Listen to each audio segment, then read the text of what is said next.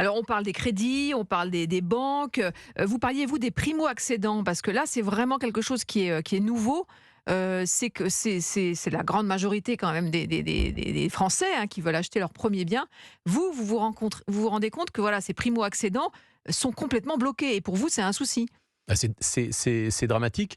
Les primo-accédants, avant la crise sanitaire en 2019, ils réalisaient une acquisition sur 2 au sein du réseau La Forêt.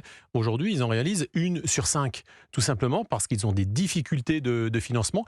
Ils jettent l'éponge. On a à peu près 15% des primo-accédants qui s'autocensurent, qui se disent: «Ce sera trop compliqué, je vais avoir du mal à me constituer un apport, je vais aller taper à la porte des banques qui vont me refuser mon projet. Je vais la journée, je verrai plus tard.» Et c'est d'autant plus problématique que ces primo-accédants se tournent dans ce cadre-là vers le marché locatif Qui est déjà très tendu? qui est lui plus que tendu, extrêmement bloqué. Donc difficile aujourd'hui de devenir propriétaire pour la première fois, difficile de devenir locataire du parc privé et très difficile de devenir locataire du parc social. Donc le logement est bloqué dans notre pays. Avec des taxes du coup en moins aussi, pour les communes, pour l'État, ça aussi, ça va être les conséquences finalement, la deuxième vague, la deuxième lame à laquelle il faut s'attendre. Oui, on a un tableau, en fait, un triptyque. Si on dézoome un peu, on a vu les difficultés d'accès au logement. Deuxième partie du tableau, en effet, c'est la fiscalité.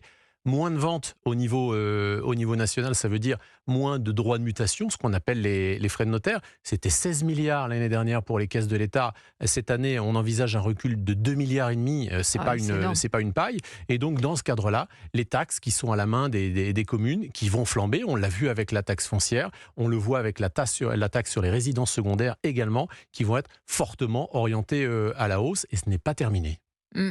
Alors les perspectives, parce qu'on va essayer de se projeter un peu, d'être optimiste, comment est-ce que vous voyez l'avenir à court terme, à moyen terme sur ce marché? Pour ceux qui nous écoutent, qui cherchent à louer, alors ça on a compris que c'était très, très tendu, mais les primo-accédants qui sont très nombreux, bon, les signaux que vous avez des banques, sont plutôt positifs. Ils vont faire un effort comme ça a été demandé, par exemple, ça n'a absolument rien à voir, mais pour les distributeurs de carburant, voilà, on sent qu'il y a une pression qui est faite par le gouvernement. Est-ce qu'il y a des choses qui peuvent se passer pour un peu détendre le marché immobilier? Alors, il faut souligner pour les banques que les banques régionales, les banques mutualistes ont toujours prêté et ont toujours accompagné les Français dans leurs projets. Certaines grandes banques nationales, voire européennes, voire internationales, étaient beaucoup plus réticentes parce qu'elles avaient besoin de reconstituer leurs marges.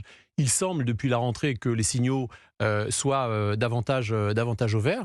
Et pour les primo-accédants, la bonne nouvelle, en tout cas, c'est qu'ils sont astucieux. Ils n'hésitent pas à reconfigurer leurs projets, parfois à réduire un peu la surface sans impacter la qualité de leur logement, à se délocaliser un peu à côté d'une autre gare, d'un autre métro, aller dans Mmh. une autre ville, Mmh. à accepter des travaux. Le blocage aujourd'hui, il est plutôt du côté des vendeurs qui, lorsqu'ils ne sont pas contraints de vendre, s'arc-boutent sur leur position, et on peut les comprendre. Lorsque leur voisin a vendu le même logement il y a 1 an à un prix, ils se demandent pourquoi aujourd'hui ils devraient le vendre moins cher. Ils ont du mal à intégrer cette hausse des taux d'intérêt et cette baisse de la solvabilité des acquéreurs.